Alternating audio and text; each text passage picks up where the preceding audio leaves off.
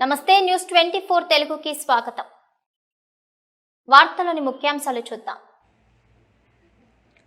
సోన్ మండలం న్యూ వెలమల గ్రామంలో గల శ్రీ లక్ష్మీ వెంకటేశ్వర స్వామి ఆలయంలో ప్రత్యేక పూజలు నిర్వహించి 108 గంగాలతో స్వామివారికి నైవేద్యం సమర్పించే కార్యక్రమం ఘనంగా నిర్వహించారు.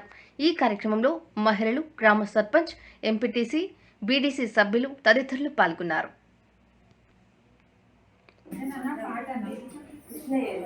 భజన పాటన